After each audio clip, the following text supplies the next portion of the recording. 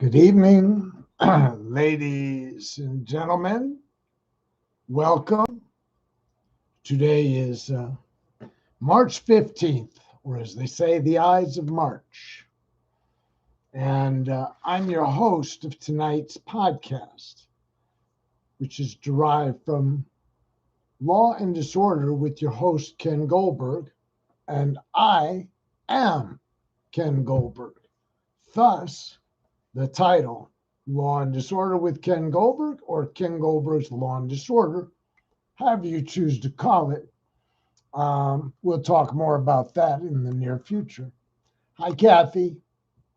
So it's been a rough day. Not rough, like not bad rough, just rough. And I'm going to tell you why, because I don't hold back, right? I don't hold back. So let me tell you why today was rough. I got home about 45 minutes ago. I left the house hours ago, 11 o'clock. Hey, Lisa. Oh, and for those of you who point, watch on YouTube on Ken Goldberg's channel, Ken Goldberg's Law and Disorder. If you're there and you're wondering who I'm talking to, I always need to add, I'm talking to people on Facebook where I'm simulcasting. So if it seems disjointed, I try to read what people are writing over on the other screen from Facebook. So I've got Kathy, Lisa, Chris, and Ray Dean. Oh, and I'm saying hello back. Hi, guys. So let me tell you a little bit about the day, a little bit about the music, a little bit about this, a little bit about that. Okay? So I left the house around 11 today, and I just got back. So I didn't really have time to prepare anything at all. Not even the links I posted. I'll tell you how I cheated on that. So, I got up and we had sunshine today. And for those of you, wherever you are, we haven't had a lot of sun in Dallas, Texas, maybe nowhere in Texas recently. When the gods found out that we were no longer going to adhere to protocol, mass protocol, they decided it was overcast.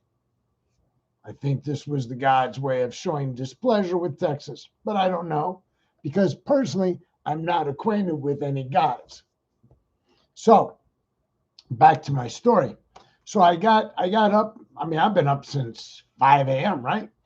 And I did my Zoom AA, and then, I went outside, took out the garbage. I'm like, you know what? The sun is out. It's a nice day. No excuse not to ride. Okay. So I jump in the saddle about 11 a.m. Plenty of time. And here's my strategy, guys.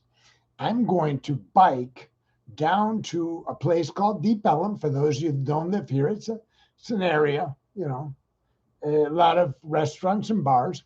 I'm going to go down there and I'm going to get there after the lunch rush because it's right near this big hospital. And I'm going to get some lunch and I'm going to eat it somewhere in the park or something. So I jump on my trusty steed. Yes, I do. Hi, Debbie and Rachel. And I call Chris, by the way, and I said something. I think I texted him and said, I'm heading out. And he said, well, I'm doing chores maybe this afternoon. So maybe I'll see you. So at some point I called him again to tell him the wind was beginning to pick up. 14 miles an hour wind when you're on a bicycle is kind of like tornado. It's like a tornado for some of us, right? Because you're bicycling into the wind, and there are times when it feels like the wind is going to stop your bicycle's movement, right? Excuse me, I never turned the light on. So I knew I looked dark, and I didn't think it was a tan. All right, so and so anyways,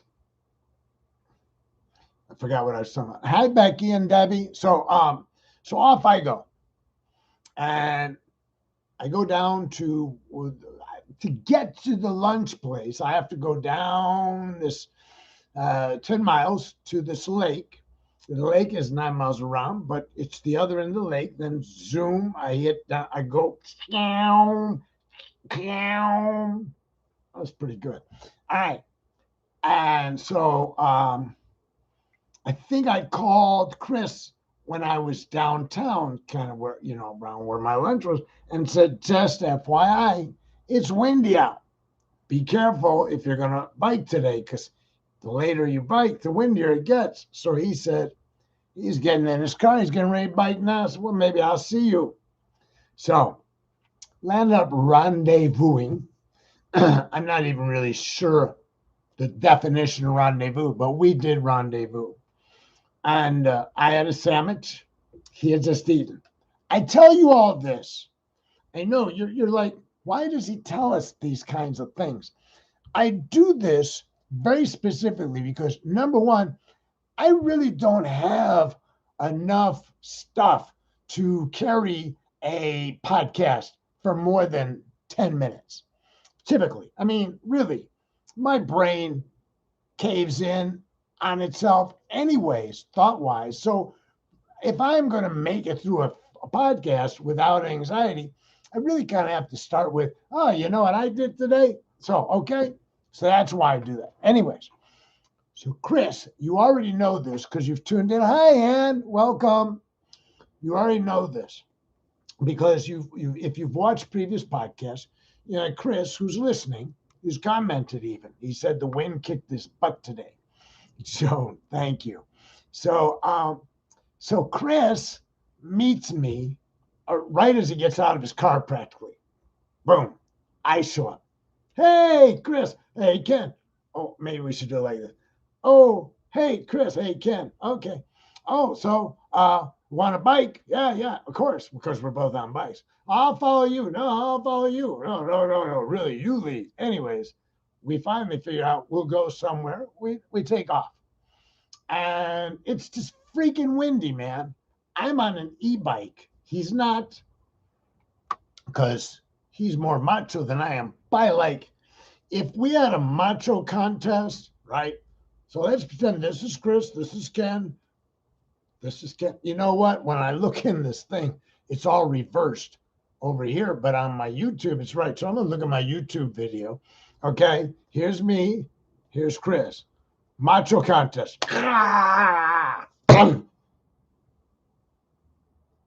Chris won. All right. So off we go. Stop for lunch. I stop for lunch. He doesn't. He's already eaten. We riding.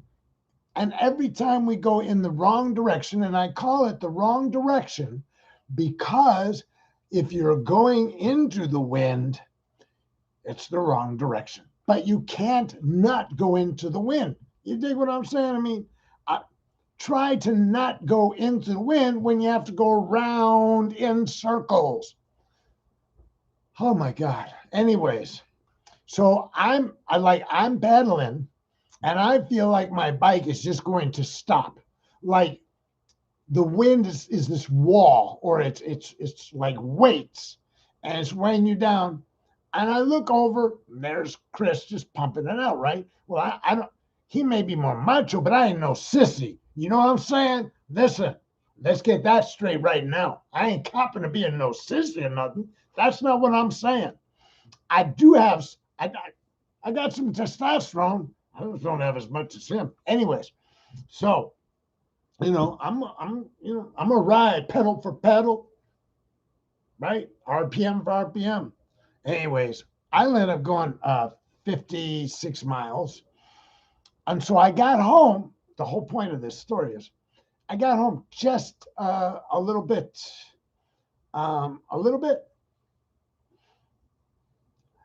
You know what? I had a windbreaker, but Kathy, it wasn't breaking the wind.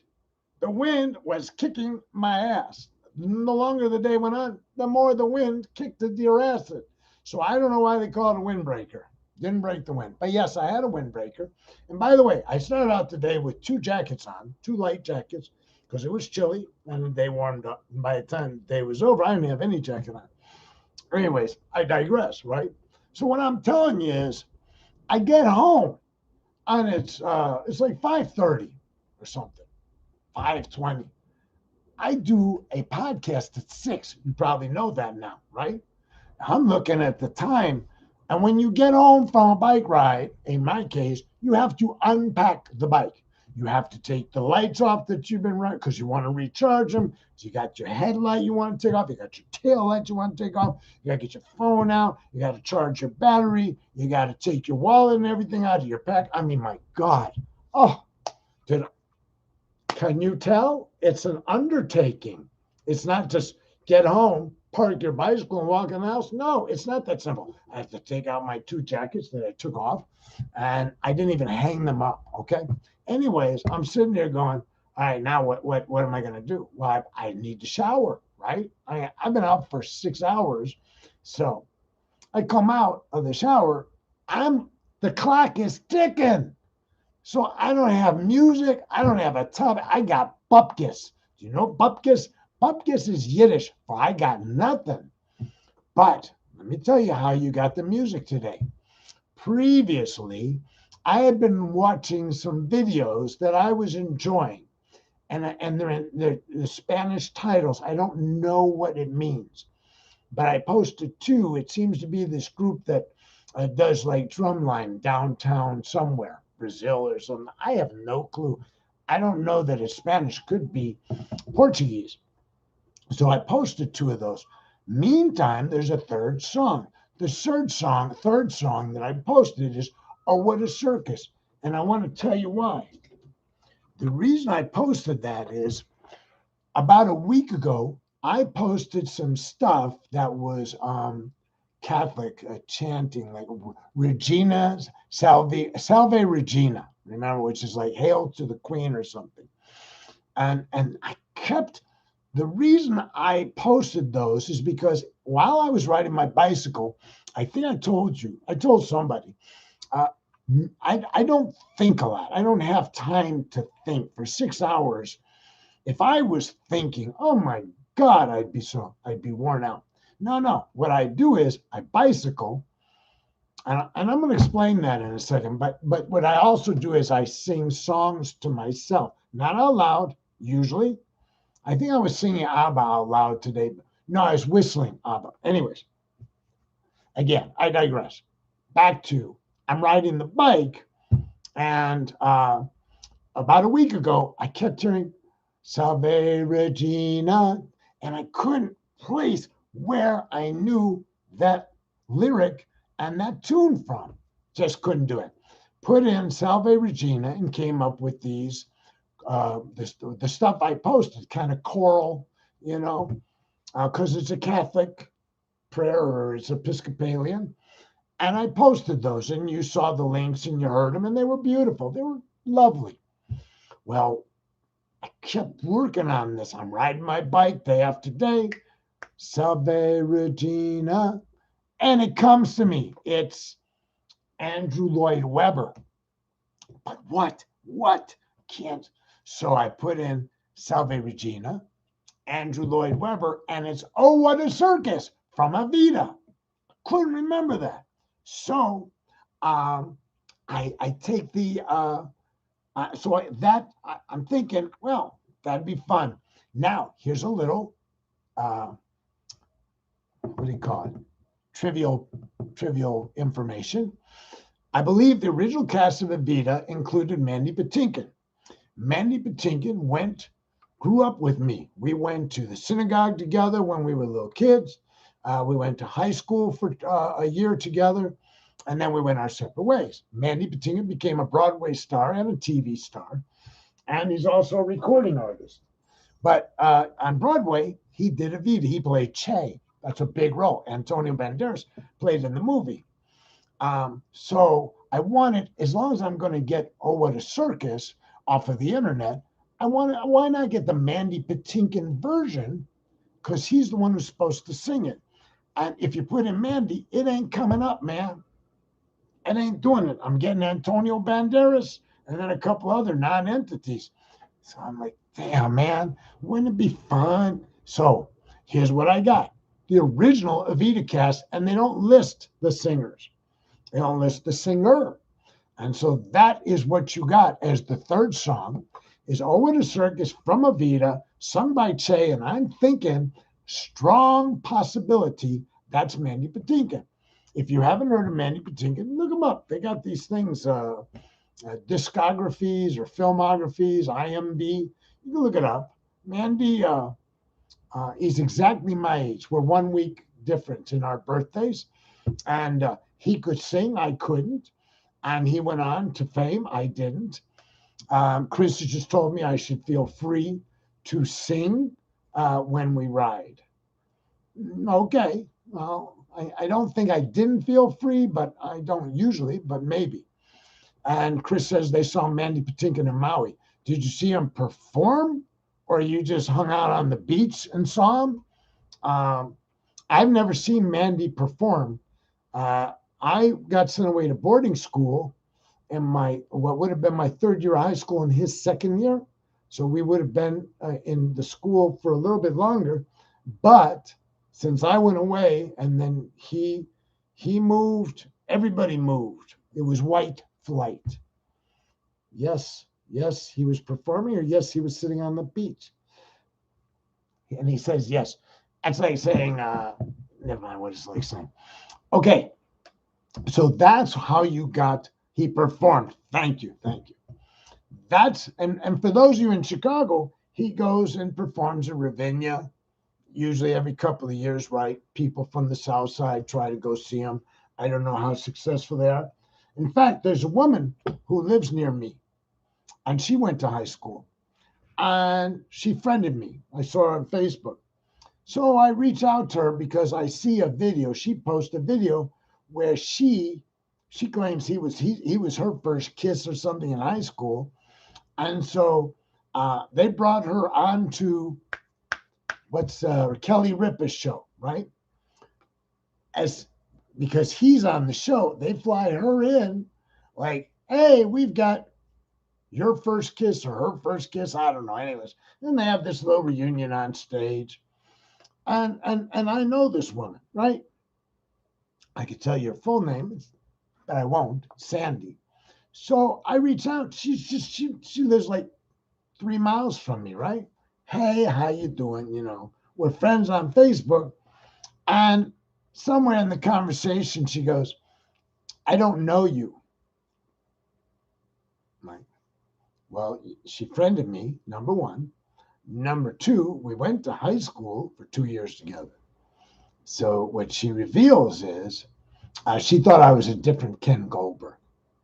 So we're not friends anymore.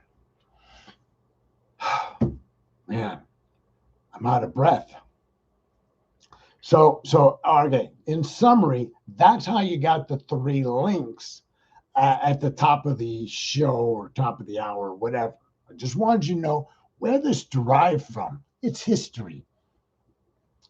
A stroll down history lane. Now, on to the next thing.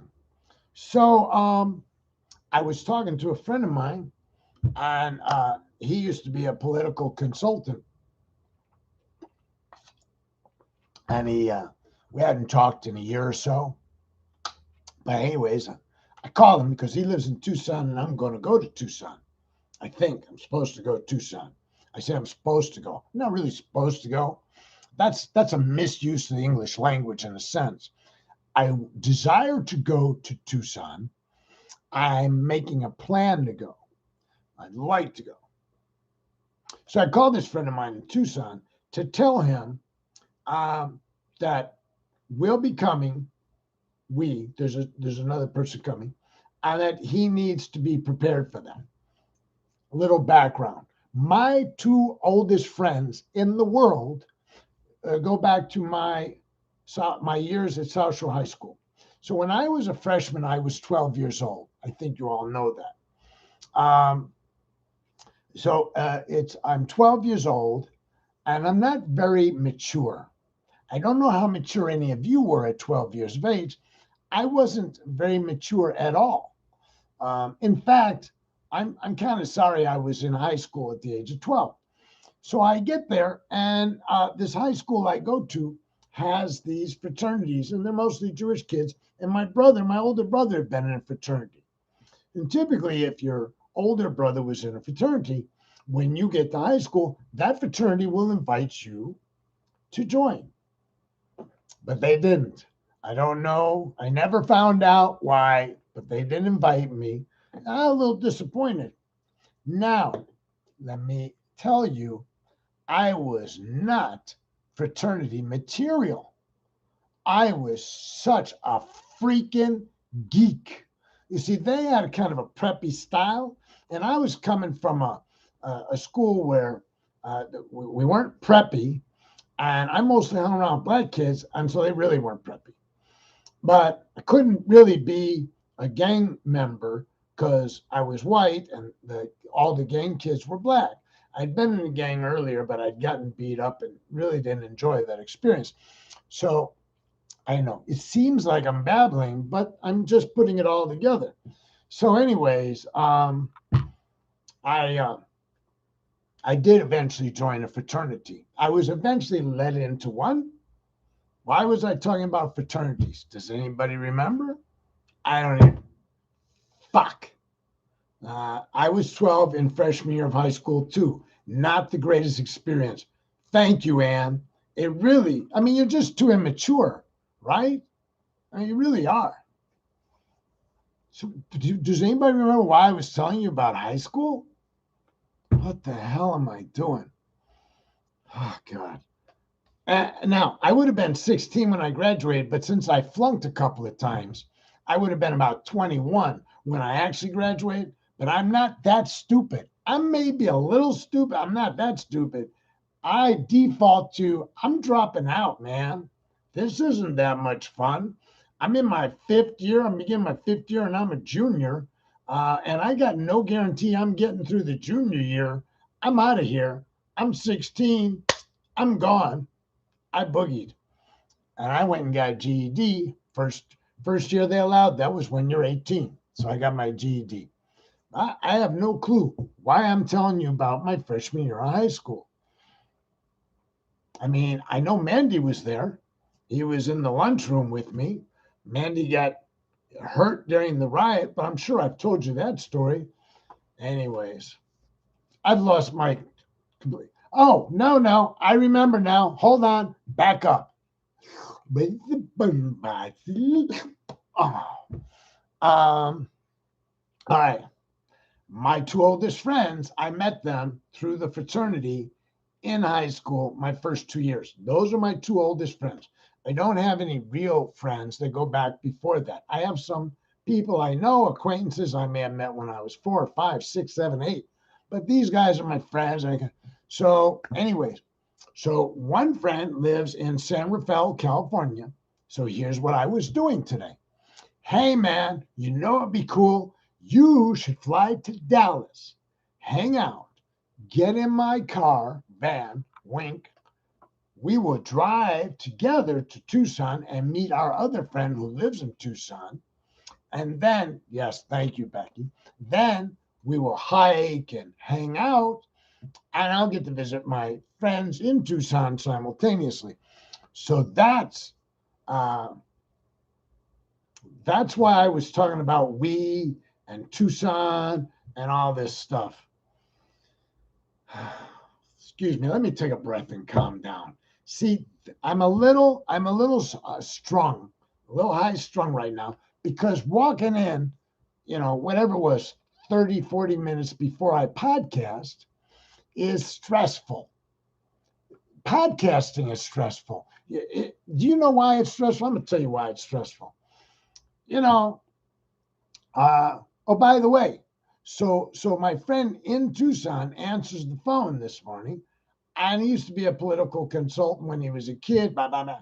Bing, bing, bing, we're talking, and he says, "You really been doing a lot of political, stuff, diatribes." I said, "Yeah." He said, "Maybe you should get somebody to start your car, i.e., somebody going to get you, plant a bomb in your car. You don't want to be the one that turns the ignition."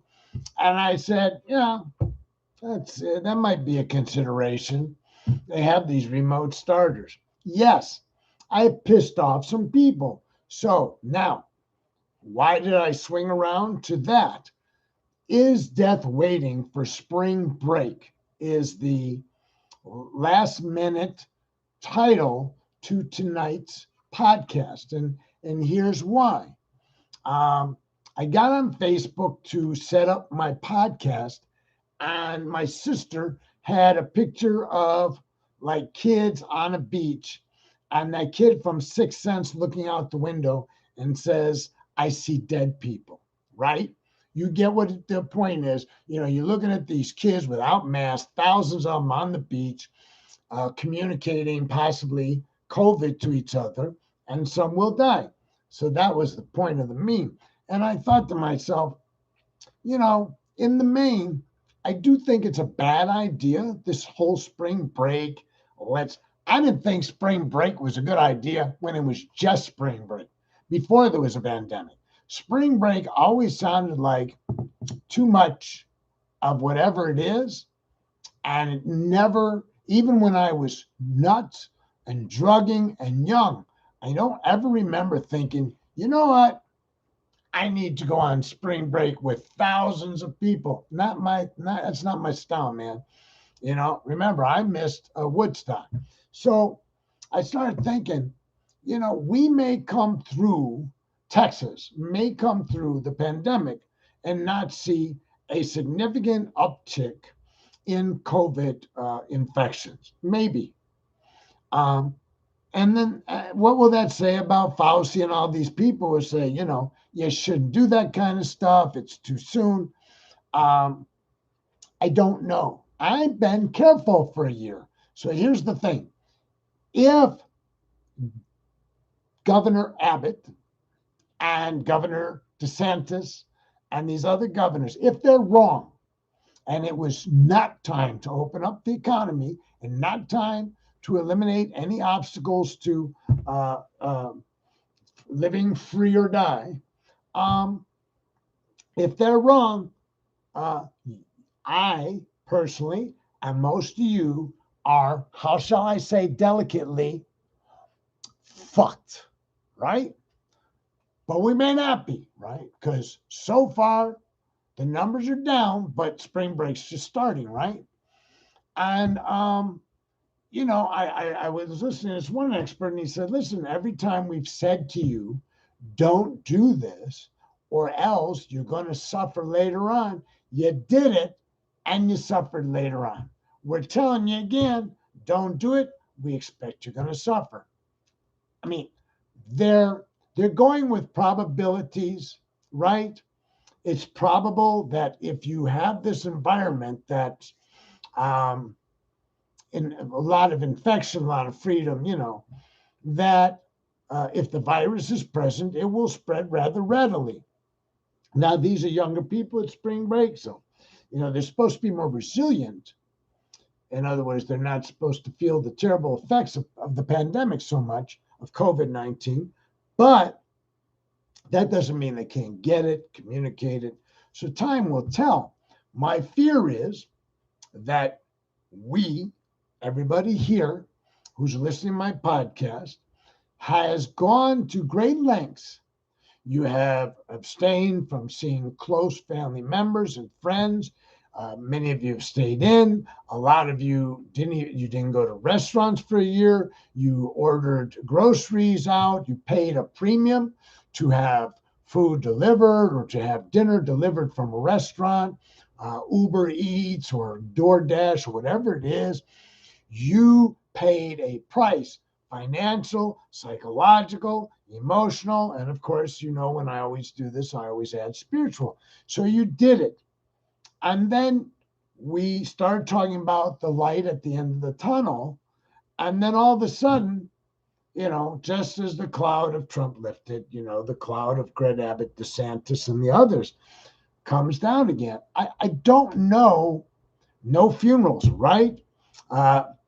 Thank you, Debbie, because tomorrow I have a dinner with my friend Wayne, whose wife, as I've told you before, very, very, very dear to me.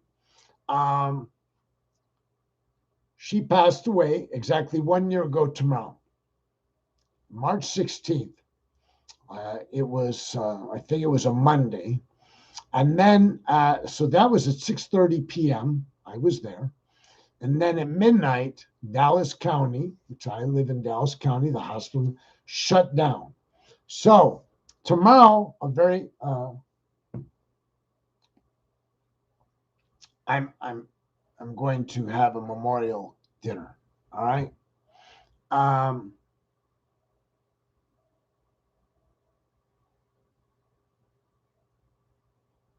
So we have done what we do to the best of our ability to be responsible members of our community, our immediate community, our family community, our local community, our global community, our country. And then somebody said at some point, fuck it, don't worry about it. I'm like, well, what has changed? For me, there's been a change. I've had 2 inoculations, but he's not doing that because I had 2 inoculations, because the majority of Texans have not been vaccinated. So when Governor Abbott says, I'm removing all the restrictions, he's not doing it because the majority of Texans have been inoculated. He's doing it primarily because I think spring break in particular is a very financially rewarding time of year for bars and restaurants in areas where spring break is held, which I think is Galveston, Padre Island. I don't know. So I don't think he's doing it out of any public health concern or so. So here we are. Chris says it's like running into the end zone and spiking the ball on the 3-yard line, right? Just shy of the actual touchdown. So the title of tonight's podcast is "Will Death Visit Spring Break" or something like that. I don't even know what I put. Let me look. Is death waiting for spring break? So is this the Grim Reaper hanging around? You know, you can't see the Grim Reaper. By the way, Mandy Patinkin played a Grim Reaper in Dead Like Me. Great TV show. And he quit the show and the show disappeared. And I've been pissed off ever since. Little footnote, okay? Is the Grim Reaper hanging around? Is the Grim Reaper waiting to visit people as a result of this deviation from what we're being told is the prudent medical path? And why would you want to kill us now? Kind of bothers me. So I'm bothered that these governors are doing this, and they're all Republicans. They're all Republicans. No Democratic governors have deviated from the care that's being recommended by the CDC. It's only Republican governors. Why would you do that? You could wait until everybody's been inoculated or the majority been inoculated. Why are you making up your own science? Because you just want to fuck the Democrats. I get it. You literally want to fucking kill Democrats and you just don't give a shit. I get it. Okay. But it bothers me. I'm sorry. It bothers me that I had a chance to get out and start not normal, not go back to the way things were. I had a chance to minimize all the anxiety and risk that we suffered for a year as a result of everybody beginning to get vaccinated. And what if it's for naught, man? All right, let me see what's going on here. Most of you are getting vaccinated. Kathy's getting vaccinated in this week. Okay, that's good. That's good. On Wednesday, Ray Dean says Rome, Italy's back on lockdown. People can only leave their homes for work or emergency because the virus is back, right? Yeah, yeah. Greg Abbott is a dick with ears. That's an interesting image, a dick with ears. I don't know why you think he has ears. I think he's just a penis. So that's how we got the title for tonight's podcast and the concept.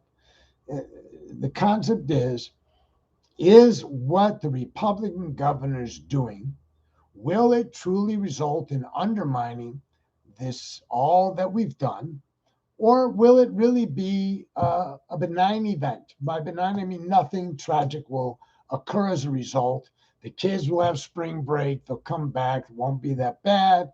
The unmasking of Texas and all these other states they won't see a significant rise. There'll be enough people inoculated. There'll be enough people wearing masks, but I don't think that's likely. I know people that are around people that don't want to wear a mask already, not because they're inoculated. They've not worn a mask whenever they could not wear a mask. Ask them why, and they'll tell you they're not interested. They don't think it's a big deal. In fact, a couple of polls that went on in the last 48 hours say that Republican men, 50% or 33%, depending upon the poll, of Republican men say they have no intention to take the vaccination. Now, the Fox News keeps talking about herd immunity, and their concept of herd immunity is everybody gets infected, and then everybody builds up antibodies, and then we have this resilience and this resistance to any further infection. The doctors don't think that's what's going to happen. So herd immunity is being touted. It's being touted by Fauci and them. But what they mean by herd immunity is if the herd gets vaccinated, if most of the herd gets vaccinated, then this will slow down the infection. It will slow it down to the point where they have time to prepare for the variants that Joan has just brought up on the screen when she says the variants are the wild card. The variants are a wild card. They're not the wild card. In other words, what I would say to you, Joan, is yes, if the variants outrun the injections, remember we were talking about that doctor that said this is injections versus infections, but just stay with COVID-19. Don't even deal with the variants right now. COVID-19 is still the dominant strain, and people have to get inoculated, vaccinated, in order to slow down even the first virus, COVID-19. The others have other various names. So, yes, the variants are a wild card. The wild card is what happens to a country that doesn't have a across-the-board policy. You know what Neil deGrasse Tyson, you know what I'm talking about, the black physicist or whatever he is, he's a scientist. What he says is, the way we're doing masking, everybody doesn't have to mask. It's like saying you can urinate in the shallow end of the pool, as if you're going to urinate, do it in shallow end, so the people in the deep end don't have to swim in it. But that's, of course, you immediately know, well, that's stupid. And so is the concept of some states will have mask laws and some won't. Some counties will have mask laws, some won't. Some stores will have mask laws, some won't. My AA meeting house is referred to as Dallas North. And if you wish to go to an in-person meeting, you will wear a mask. And I went there last week and it was comfortable. There's another meeting house that somebody said to me, they've never done that. Throughout the entire pandemic, it was optional. I just heard that. And I said, well, here's my thought. I ain't going there. I'm just not going there. God bless the people that are willing to sit amongst themselves. And I suspect they haven't had that much COVID amongst themselves, because if they'd had significant outbreak, they probably would have changed their policy. So I don't know. I mean, this is, 500,000 dead. No, yeah, 500,000 dead, millions infected seems like a really dangerous thing.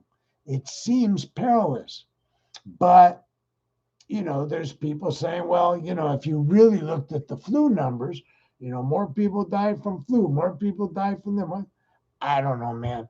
All I know is I was willing to do the community function of wearing a mask, social distancing, washing my hands. I was willing to undertake this big freaking medical / social experiment. What is troublesome, of course, is those of us that are doing that have this other group that's simply saying, I'm not going to do it. I'm not going to accommodate you. And you look at them and you go, well, why wouldn't you? Why wouldn't you put on a mask? Because it's stupid, it's ridiculous, you don't need it. Why don't you need it? How do you know that? I know. Now, every single person who has told me you don't need a mask, the whole thing's a hoax, whatever it is, of course, I would ask them to cite the experts that have told them this. They can't cite experts, and they're not interested in citing experts because they think that those of us who are listening to Fauci and the like, we're just stupid sheep. We're sheeple. So why they just don't care? If we're going to do that, that's our crazy stuff. They're not getting on the crazy train. They're going to just live their lives the way they've always lived them. That feels like crazy train to me. Okay? Bunches of AAs don't care. True variant will definitely need us to find another booster. That's true, Carla. We will have to have boosters to deal with the variants. But the variant means to get a booster means that the initial vaccination is working, it's functional. And the reality is, if COVID-19 outruns the injections, then it won't be about getting a booster because your initial vaccination won't work. Hey, Leonard, how you doing? How you doing? Hi to you and your missus and your sister, the whole family.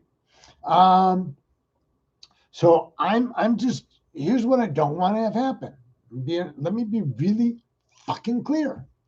I don't want to spend the last year protecting my community for nothing. I don't want to have sacrificed being with friends, being with family. Remember, I went to Chicago in October to visit a select few people, one of which would have been my sister or sisters. I have two in Chicago. I couldn't really visit. I normally stay with my sister. Those of you that have been following my podcast, I couldn't stay with my sister because she's 7 years older and she wasn't going to have it. There wasn't any inoculation or vaccination. So I stayed with Ricky, okay, and could only visit my sister in the garage. Well, the garage, it got cold. We couldn't visit.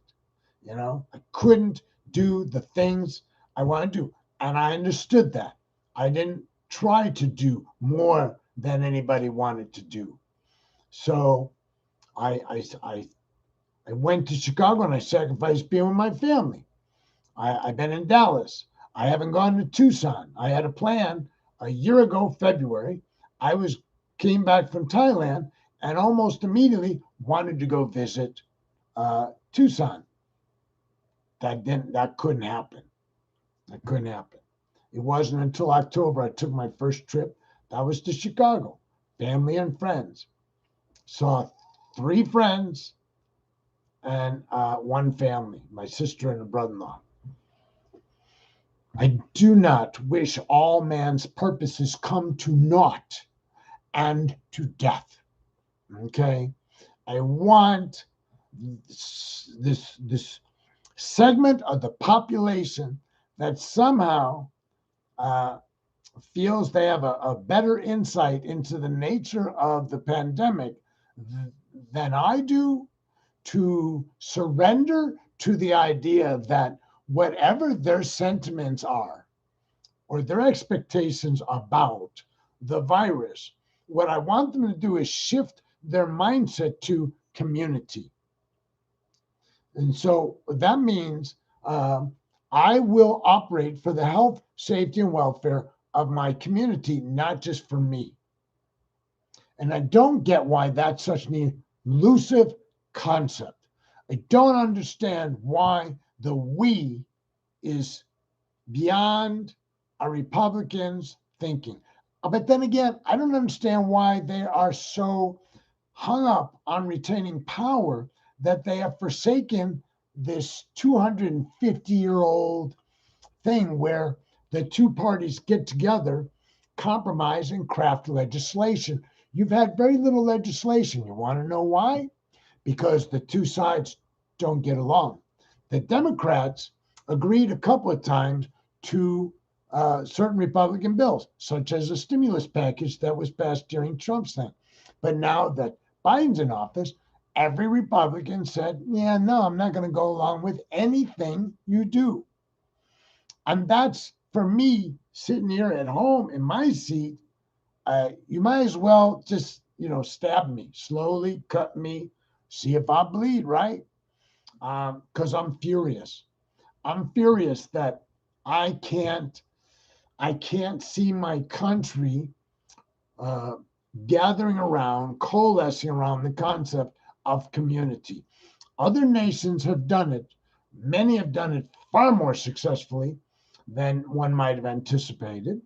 One may have expected that, the United States being the United States, that perhaps with some national leadership, we would have led the globe in how do you combat the pandemic scientifically and socially, right? We had some of the leading scientists in the world, of which, by the way, Fauci is one of the most prominent epidemiologists in the world, not just in the United States, in the world.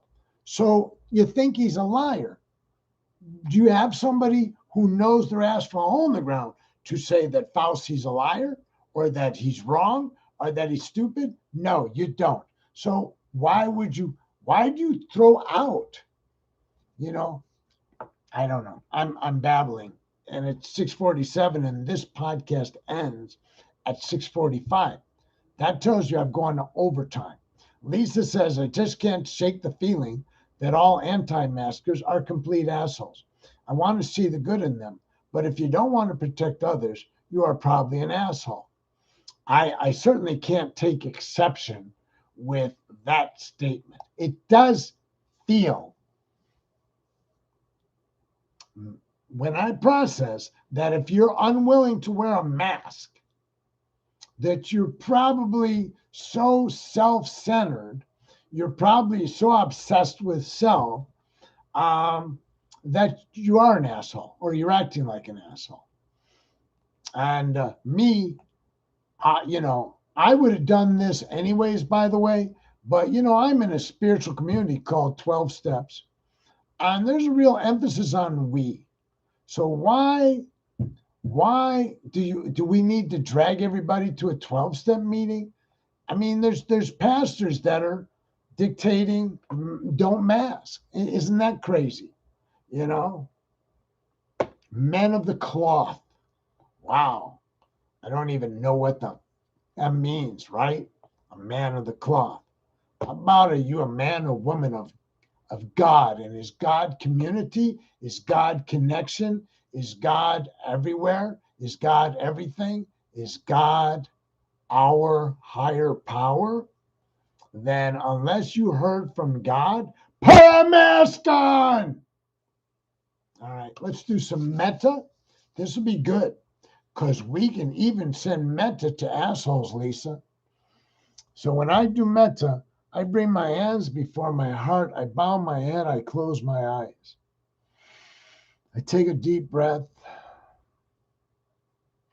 And I think to myself and encourage you to think to yourself, may I be happy, healthy, and free from harm.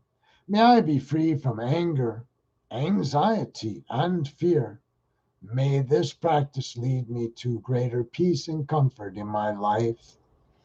May my mother and father and all my living relatives and all my friends be happy, be healthy, be free from harm. May all my family and friends find a path for themselves that leads them to freedom from all suffering. May those persons that I harbor ill will towards, whatever negative impression or sentiment I have about them, whoever they are, in this moment, let me send them loving kindness. May all those persons be happy, healthy, free from harm, free from inducing harm. May they too find their lives filled with peace and comfort. And let us send out loving kindness as a community. Let us send out kindness, goodwill without bound to everywhere in the universe for every living being. May all living beings be happy, healthy, free from harm. May they live their lives in safety, comfort, and peace. Satu, Satu, Satu. Thank you, Lisa. Oh, thank you, Kathy and Joan and Anne. I didn't see that, Anne, but yeah, Meta, right? Carla, Lisa, Mark and Anne, um, and Rachel and Rose and Leonard, if he stuck around, and Chris and Becky and Debbie. Debbie, you're great, man. You're sticking in there with Kathy and Radine. I hope she stuck around. I'm going to see her next month if I get to Tucson. Anyways, if you were hiding in the bushes, you didn't want me to know you were there, like you're Mandy Patinkin or something. Um, Welcome to you or goodbye to you. Hi, Tammy. Um, yeah, thank you all. You know, if I was left to my own devices, can you imagine? Imagine all of us being left to our own devices, our own insanity, our own thoughts without community to embrace, to give us permission to feel and to have hope. Wow, that would be a drag, man. Okay, peace out. Yeah, Chris.